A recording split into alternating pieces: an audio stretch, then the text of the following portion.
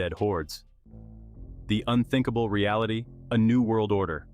The world we once knew, the world of bustling cities, technological marvels, and the comforting illusion of order, was gone. In its place stood a desolate wasteland ruled by chaos and the primal instinct to survive. The power grid, the lifeblood of modern society, collapsed. Cities plunged into darkness, their once bright lights extinguished. Communication networks fell silent, severing the threads that connected us. Nuclear power plants, left unattended and vulnerable, teetered on the brink of meltdown, threatening to unleash a silent, invisible killer far more insidious than the shambling hordes. The very air we breathed became a gamble, thick with the stench of decay and the ever-present threat of radioactive fallout. Humanity, stripped of its technological crutch and forced to confront its own mortality, retreated into the shadows. We were no longer masters of our domain, but prey, hunted by creatures we once considered mere figments of our darkest imaginations. Section 5. Hope amidst the ruins, the will to survive. Yet even in the face of unimaginable horror, the human spirit endured. Amidst the ruins, embers of hope flickered. We clung to life with a primal will to live. Strangers united by a common enemy formed fragile alliances. We scavenged, mastering silent movement and makeshift weapons. We would rebuild, we would endure, we would survive. Section 1. The golden hours. Shelter in place. The first 24 hours of any disaster are critical. The initial shock of the outbreak gave way to a chaotic scramble for survival. Those who hesitated, who clung to normalcy, paid the ultimate price. The streets, once familiar and safe, transformed into a nightmarish obstacle course. Our instincts screamed at us to flee, to escape the spreading contagion. But where could we run? The virus respected no borders, no walls, no social status. The safest course of action for now was to shelter in place. Find a defensible location, a place that offers both protection and concealment. Your home, with its familiar walls and potential hiding spots, might seem like the obvious choice.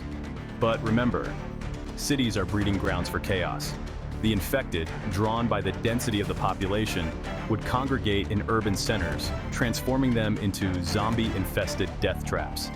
The suburbs, with their sprawling lawns and quieter streets, offered a temporary reprieve, but true safety lay in the rural areas. Section 2. The urban trap. Cities turned death traps. The concrete jungle, once a symbol of human achievement, became a concrete graveyard. The very infrastructure that facilitated our modern lives now hampered our escape. High-rise buildings, once beacons of progress, transformed into towering tombs, trapping residents in their upper floors. The interconnected nature of city life, once a source of convenience, now facilitated the rapid spread of the virus. The collapse of law and order unleashed a wave of looting and violence. Desperation gnawed at the edges of humanity, pitting neighbor against neighbor in a brutal struggle for dwindling resources. The air, thick with smoke and the stench of decay, carried the echoes of gunshots and screams. Those fortunate enough to escape the initial onslaught faced a harrowing journey. Gridlocked highways, littered with abandoned vehicles, became impassable. The stench of death permeated the air, a grim reminder of the fate that awaited those who faltered.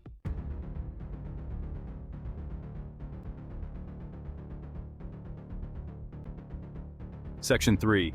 Water is life, securing your most vital resource.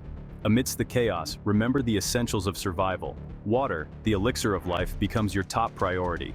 With the power grid down, municipal water supplies dwindle, forcing you to find alternative sources.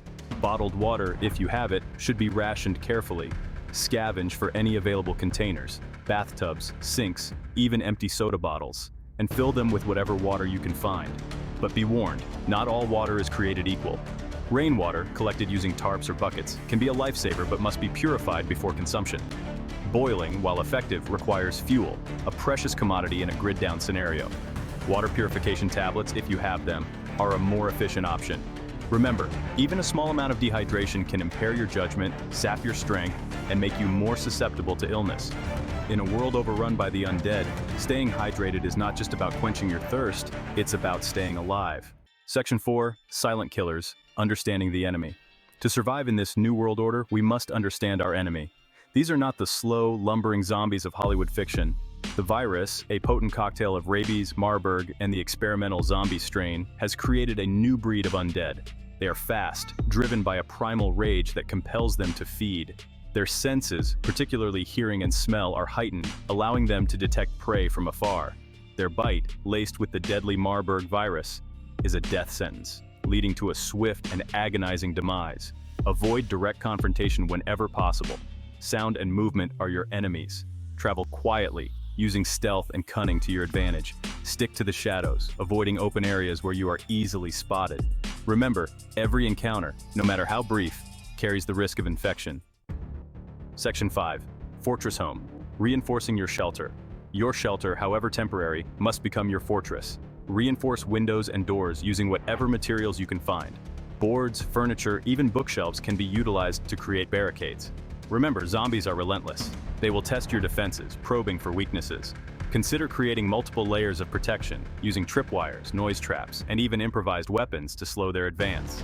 Security is an ongoing process. Regularly inspect your defenses, repairing any breaches and strengthening weak points. Remember, the more time you buy yourself, the better your chances of survival. Section 6. Alone you die, the power of community. In this new world, isolation is a death sentence. The human spirit, for all its resilience, craves connection. Seek out other survivors, but exercise extreme caution. Trust must be earned, and even then, given sparingly. Establish clear rules and boundaries within your group. Shared responsibilities, whether it's gathering supplies, keeping watch, or maintaining morale, foster a sense of purpose and unity.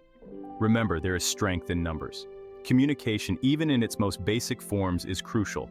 Hand signals, coded messages, even a simple system of smoke signals can help you coordinate movements and avoid unnecessary risks.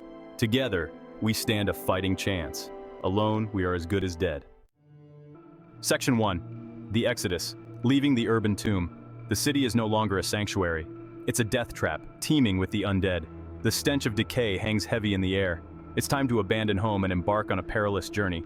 Streets are now littered with abandoned vehicles. We move cautiously, our senses on high alert. We've traded comfort for survival essentials and hope. Section 2. Finding sanctuary criteria for a long-term shelter. Our destination, a place far from the teeming hordes, a sanctuary where we can rebuild our lives. But finding such a haven in a world overrun by the undead is no easy feat. We need a location that offers both security and sustainability. The ideal shelter is one that's easily defensible, with natural barriers like rivers, cliffs, or dense forests providing an added layer of protection. Access to fresh water is paramount. A nearby lake, stream, or even a reliable spring will be crucial for our survival. Food, too, is a major concern. We need a place where we can grow our own crops or hunt and gather without attracting unwanted attention. But a true sanctuary is more than just a physical location. It's a state of mind. We need to create a community, a place where we can support each other, share our burdens, and find solace in the face of unimaginable horrors. Water, the essence of life itself, becomes even more precious in a world without running water. The bottled supply we scavenged during our initial escape won't last forever.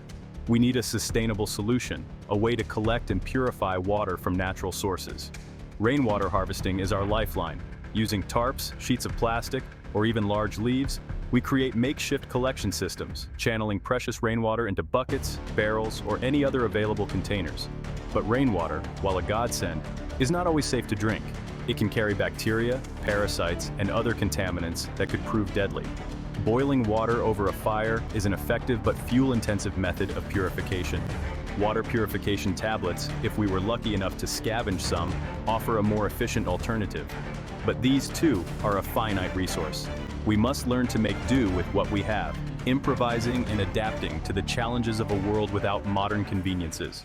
Foraging for scraps and raiding abandoned stores sustained us in the initial days following the outbreak, but these are short-term solutions. To survive long-term, we need a sustainable food source, a way to nourish ourselves without relying on dwindling supplies. Our first priority is to cultivate a garden. Even a small patch of fertile ground can provide a surprising amount of food.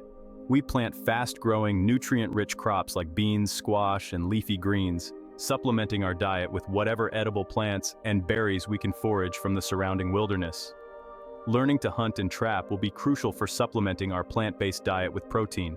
We must become proficient with whatever weapons we can scavenge or improvise, bows and arrows, snares, even sharpened sticks. Meat, however, is a luxury in this new world. We must learn to make do with less, stretching our food supplies through careful rationing and preservation techniques like drying, smoking, and pickling. The infected are a constant threat, a lurking menace that haunts our every move. Their numbers may have thinned as they spread out from urban centers, but their hunger remains insatiable. We must remain vigilant, always aware of our surroundings. We establish a perimeter around our camp, a system of early warning signals to alert us to approaching danger. Silent weapons like bows and arrows, crossbows, and even slingshots become our tools of choice. We learn to move like ghosts, our footsteps barely whispering on the forest floor. Camouflage becomes our second skin, allowing us to blend in with our surroundings, becoming one with the shadows. Every encounter, no matter how brief, carries the risk of infection. We avoid direct confrontation whenever possible, relying on stealth and cunning to outmaneuver our pursuers. Survival in this new world requires more than just physical strength and cunning. We must become jacks of all trades, our minds as sharp as our blades. Knowledge is power. We share whatever skills we possess, teaching each other how to identify edible plants, build shelters, start fires without modern tools, and treat injuries using whatever medical supplies we've managed to scavenge. We learn to read the signs of the natural world, predicting weather patterns, tracking animals, and navigating by the stars. These skills, once taken for granted in our technology-dependent lives, now mean the difference between life and death. But perhaps the most important skill we learn is adaptability. The world has changed, and we must change with it. For weeks, we'd focused on the immediate threat, the relentless hunger of the undead. But a new terror, silent and insidious, crept in from the edges of our awareness. The nuclear power plants, those monuments to human ingenuity, were now ticking time bombs. Without human intervention, their cooling systems would fail, leading to catastrophic meltdowns. The very air we breathed, already heavy with the stench of decay, would soon carry an invisible killer radiation. The thought sent chills down our spines. We'd heard the stories, seen the horrifying images from history books. Radiation poisoning was a slow, agonizing death, a cruel mockery of life itself. Our haven, once a source of comfort and security, now felt terrifyingly vulnerable. We were sitting ducks, exposed to a threat we could neither see nor outrun. Knowledge in this new world was as valuable as food and water. We needed to know where the nuclear power plants were located, how far their deadly plumes might reach. But the internet, our once reliable source of information, was gone. We scoured through whatever maps we could salvage, our fingers tracing the faded lines, searching for familiar landmarks, for clues to our fate. Memories of news reports, of documentaries watched long ago, resurfaced, offering fragments of information. The wind, our constant companion, became both a blessing and a curse. It could carry the deadly fallout far and wide, but it could also give us a fighting chance. By understanding wind patterns, we could predict the direction of the plume, increasing our odds of survival. We marked the potential fallout zones on our map, our hearts sinking with each circle drawn. The world, it seemed, was shrinking, the safe zones becoming islands in a sea of invisible death. The news of the impending fallout spread through our community like a virus itself, sowing fear and uncertainty. We needed to find shelter, and fast. But where could we go to escape an invisible enemy? The answer, we soon realized, lay beneath our feet. The earth, once our source of sustenance, now offered our best hope of protection. Underground bunkers, if we could find any, would provide the greatest shielding from radiation. But such shelters were rare, relics of a bygone era when the threat of nuclear war loomed large. We had to improvise, to find ways to fortify our existing shelters, to make them as impenetrable as possible to the invisible enemy. Basements, cellars, even root cellars became our sanctuaries. We piled on layers of earth, sandbags, anything that might offer even a modicum of protection. With time running out, we transformed one room in our shelter into a makeshift fallout room. We chose a space with as few windows as possible, ideally located in the basement or on the ground floor. Every crack, every crevice had to be sealed. We covered windows with thick plastic sheeting, securing them with duct tape. Doors were reinforced with heavy furniture, creating a barrier against the invisible threat. We lined the walls with anything that might absorb radiation. Books, mattresses, bags of clothing. The air inside grew thick and stale, but we dared not open a window, not even for a moment. We knew that our makeshift shelter wouldn't provide the same level of protection as a purpose-built bunker, but it was the best we could do, our only hope of riding out the invisible storm. Water, once our lifeline, now posed a terrifying new threat. Rain, which had sustained our crops and quenched our thirst, could now be laced with radioactive particles. We covered our rainwater collection systems, knowing that any water collected after the fallout would be contaminated. Our existing water supplies, carefully rationed and stored, became even more precious. We scoured our survival manuals, searching for ways to purify contaminated water. Boiling, while effective at killing bacteria, wouldn't remove radiation. We needed another solution. Some of us remembered stories of using charcoal filtration systems, but finding charcoal in this devastated world seemed like a long shot.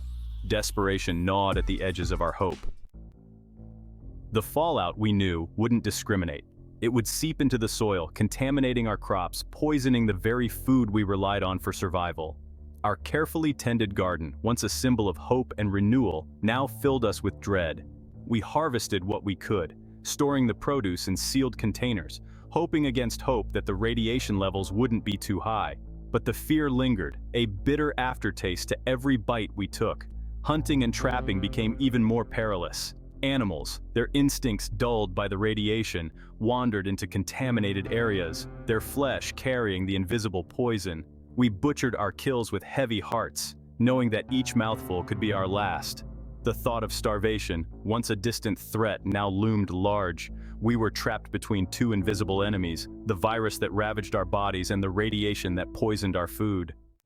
With our food supplies dwindling, we were forced to venture out into the wasteland to scavenge for whatever we could find. But the world outside our shelter had become even more treacherous. The familiar landmarks, once our guides, were now shrouded in an eerie silence. The air, thick with dust and the stench of decay, crackled with an unseen energy. Our Geiger counters, salvaged from who knows where, clicked ominously, a constant reminder of the invisible threat. We moved cautiously, our bodies swathed in whatever protective gear we could cobble together, raincoats, garbage bags, even duct tape. Our faces, covered with makeshift masks, itched and sweated, but we dared not remove them. Every building we entered, every object we touched, could be contaminated. The risk of radiation poisoning was a constant companion, a shadow that followed us everywhere we went. The invisible enemy took its toll, not just on our bodies, but on our minds. The constant fear, the uncertainty of the future, weighed heavily on our souls. Paranoia spread through our community like a cancer. We eyed each other with suspicion, wondering who among us might be carrying the invisible poison. Trust, once the bedrock of our survival, crumbled under the strain. The silence, broken only by the crackling of our Geiger counters and the mournful howl of the wind, was deafening. We craved human interaction, but the fear of contamination kept us at arm's length. We clung to whatever normalcy we could find, sharing stories, playing games by candlelight, singing songs from our childhoods. These small acts of defiance, these fleeting moments of connection, were all that kept us tethered to our humanity. The world outside our shelter was dying, choked by radiation and overrun by the undead. But even in the face of such desolation, hope, that stubborn flicker of the human spirit, refused to be extinguished. We found solace in the smallest of victories, a successful scavenging run, a shared meal, a moment of laughter that broke through the oppressive silence. We clung to these moments, these precious reminders that life, however fragile, still endured. We told stories of the past, of a world bathed in sunlight, of laughter and love and the simple joys of being alive. We dreamed of the future, of a time when the earth would heal itself, when humanity would rise again from the ashes. These dreams, however improbable, gave us a reason to keep going, a reason to face each new day with a glimmer of hope. For as long as there was life, there was hope. And we, the survivors, were determined to live. The world had fallen silent save for the rustling of leaves and the cries of distant crows. Gone were the days of supermarkets and grocery stores. Food was now a hard-won prize, a testament to our resourcefulness. We learned to read the language of the forest, identifying animal trails. Our senses became our most valuable tools. The bow and arrow, once a relic, was now our weapon of choice. Noise meant drawing unwanted attention from the undead and hostile survivors. Every successful hunt was a victory, affirming our ability to survive. Fire, that primal source of warmth and light, was both a blessing and a curse in this post-apocalyptic world. It could ward off the chill of night, cook our hard-won food, and provide a comforting sense of security in the face of the encroaching darkness. But fire also brought with it the risk of detection. A column of smoke rising into the sky was a beacon, a signal to both friend and foe that life, however tenuous, still flickered in this desolate landscape. We learned to build our fires with care, choosing sheltered locations, using dry wood that burned hot and fast, minimizing the telltale plume of smoke that could betray our presence. We constructed makeshift chimneys, channeling the smoke upwards, dispersing it into the air. The warmth of the fire on a cold night was more than just physical comfort. It was a symbol of our resilience, a testament to our ability to harness the elements, to find solace and security in a world seemingly devoid of both. First aid in the field, becoming doctors of necessity. In this new world, a simple cut, a sprained ankle, could quickly turn deadly. Gone were the days of hospitals and clinics, of doctors and nurses and readily available medical care. We were our own healers, our bodies our own battlefields. We scavenged what medical supplies we could find, hoarding bandages and antiseptic wipes like precious treasures. We pored over first aid manuals, committing to memory the steps for treating wounds, setting broken bones, and identifying the signs of infection. We learned to improvise, to use what we had on hand: honey as an antiseptic, cobwebs to staunch bleeding, splints fashioned from branches and cloth. Every injury, every illness was a test of our knowledge and our resolve. And while we couldn't always save everyone, every life we preserved, every wound we healed, was a victory, a testament to the enduring strength of the human spirit. Waste not, want not, sanitation and disease prevention. In a world without garbage collection, without sewage systems, disease could spread like wildfire. We designated latrine areas, dug deep pits, and lined them to prevent contamination. Covered waste with ash, dirt, or lime, washed hands frequently, boiled drinking water, and kept living spaces clean. These acts were essential to our survival. Our health was our wealth. The mind's resilience, battling isolation and despair. The physical challenges were daunting, but the psychological toll threatened to break us. Constant fear, uncertainty, and isolation took their toll. We fought despair as fiercely as the undead. We found solace in each other's company, sharing stories and laughter. We clung to memories and hoped for a better future. The world around us was a wasteland, a stark reminder of the fragility of civilization. But even in the midst of such desolation, we found reasons to hope. We found them in the resilience of nature, in the tenacious will of a single wildflower pushing its way through the cracked asphalt. We found hope in the bonds of human connection, in the shared laughter around a campfire, in the quiet comfort of a hand held in the darkness. We found it in the stories we told, the memories we cherished, the dreams we dared to hold for a better future. We knew that the road ahead would be long and perilous, that our survival was never guaranteed, but we clung to hope, that flickering ember in the darkness, because it was all we had left. It was our shield against despair, our compass guiding us towards a future that we were determined to build, brick by fragile brick. The undead were not our only enemy. As the weeks turned into months, as our supplies dwindled and our numbers thinned, a new threat emerged from the ashes of the old world: other survivors.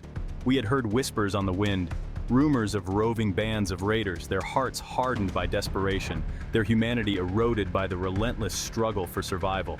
They preyed on the weak, stealing whatever they could find, leaving a trail of violence and despair in their wake. We had hoped to avoid contact, to remain hidden in our secluded haven. But as the saying went, hope is a dangerous thing. Our presence, no matter how carefully concealed, would eventually be discovered. We were not naive. We knew that in this new world, trust was a luxury we could ill afford. We had to be prepared to defend ourselves, to fight for our lives against those who would see us as nothing more than easy prey. Survival was not just about finding food and shelter, it was about creating a fortress that could withstand the storms. We had to think like both prey and predator to anticipate the moves of our enemies. Our perimeter became our first line of defense. We reinforced our barriers with logs, stones, and metal, even abandoned vehicles. We strung barbed wire, dug trenches, and set traps. Lookout posts were manned around the clock, eyes scanning for danger. We trained to fight with whatever weapons we had: bows, axes, knives, even makeshift clubs and spears. We knew we had to be ready to kill to protect our own. Diplomacy and distrust. navigating alliances and betrayals. Not all encounters with other survivors were hostile. In the wasteland, even the most hardened loners learned that there was strength in numbers. Alliances, however tenuous, offered the promise of mutual protection, of shared resources, of a flicker of human connection in a world increasingly defined by isolation. But trust, like food and water, was a precious commodity, to be earned drop by drop, never given freely. We approached every encounter with caution, our eyes open for signs of deception, our hands never straying far from our weapons. We communicated through a combination of words, gestures, and wary glances. We traded information sparingly, always aware that knowledge, in this new world, was power. We offered gifts, tokens of goodwill, but never anything that we couldn't afford to lose. And always, in the back of our minds, lingered the knowledge that even the strongest alliances could crumble, that betrayal was often the price of survival. The gathering storm zombie migration patterns. As if the threat of hostile survivors wasn't enough, we began to notice a disturbing new development. The zombies, once scattered and disorganized, were starting to congregate, forming massive hordes that moved across the landscape like a slow-motion tsunami. We studied their movements, trying to decipher their patterns, to understand what drove them. We knew that their senses, particularly smell and hearing, were heightened, that they were drawn to large concentrations of living prey. Our scientists, working with whatever limited resources they could salvage, theorized that the zombies were responding to some primal instinct, some deep-seated urge to gather, to migrate, perhaps to breeding grounds unknown. Whatever the reason, the implications were terrifying. A horde of that size could overwhelm even the most fortified defenses. We had to be prepared to evacuate, to abandon our haven if necessary, and seek refuge elsewhere. The last stand. Confrontation or evacuation? The day we had dreaded, the day we had prepared for, finally arrived. A scout, his face pale with fear, stumbled into camp, his words tumbling over each other in his haste to deliver the news. A horde, larger than any we had seen before, was heading our way. The news spread through our community like a shockwave, sending ripples of fear and uncertainty through our ranks. We gathered in the main hall, our faces illuminated by the flickering light of a single lantern, our breaths misting in the cold air. We had a choice to make, a choice that could mean the difference between life and death, stand and fight, or flee into the unknown. Both options were fraught with risk. Some argued that we should stay, that our defenses were strong, that we had enough firepower to repel the horde. Others, their voices trembling with fear, pleaded with us to run, to escape while we still had the chance. A new dawn, hope on the horizon. The decision, when it was finally made, was unanimous. We would evacuate. We packed what few belongings we could carry, gathered our wounded, and slipped out of our haven under the cover of darkness. The journey was long and perilous, fraught with danger at every turn. We lost some of our own along the way, victims of exhaustion, illness, or the relentless pursuit of the undead. But through it all, we held on to hope. We had survived the first 100 days. We had faced down the apocalypse and lived to tell the tale. We had lost so much, but we had also gained something precious, a deeper understanding of ourselves, of the resilience of the human spirit, of the enduring power of hope. The world we knew was gone, but a new day was dawning. We had survived the night, and for now, at least, that was enough. 100 days of terror, of unimaginable loss, that ultimately revealed the indomitable spirit within us all. We faced down the undead hordes, navigated a radioactive wasteland, and witnessed acts of selfless courage. We emerged forever changed, our spirits tempered by survival. What did we learn during those 100 days? We learned that the human capacity for resilience knows no bounds. The comforts of modern life are but a thin veneer, easily stripped away. Survival is a constant struggle that demands every ounce of our strength. Knowledge is power, and the ability to adapt is invaluable. Hope is the ember that sustains us in the face of despair. Most importantly, we learned that we are not alone. The old adage, hope for the best, but prepare for the worst, has taken on a whole new meaning in the wake of the apocalypse. We learned the hard way that preparedness is not about paranoia.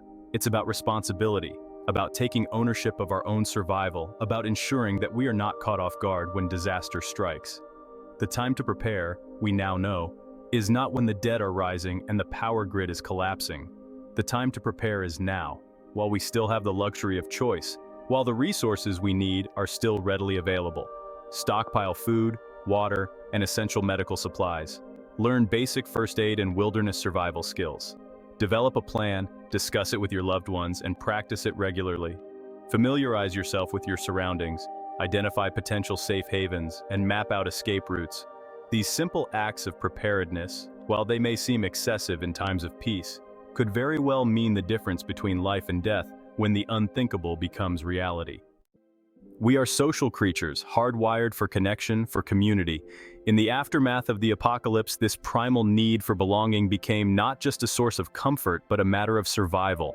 We learned that there is strength in numbers, that a group of individuals, united by a common purpose and a shared commitment to one another's well-being, can overcome obstacles that would crush a lone survivor.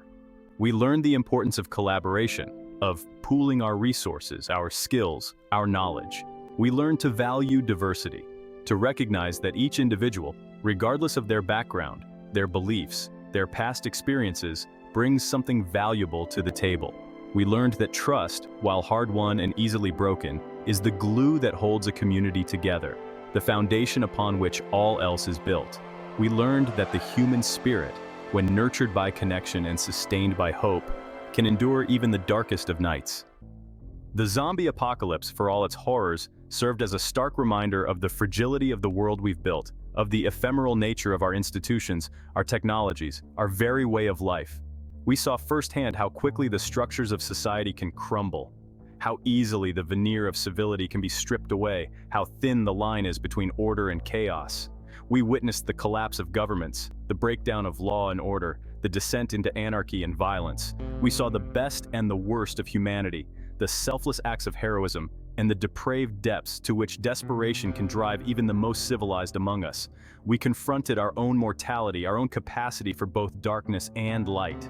And in the process, we gained a newfound appreciation for the preciousness of life, for the interconnectedness of all things, for the importance of cherishing the moments we have, for we never know when they might be taken from us.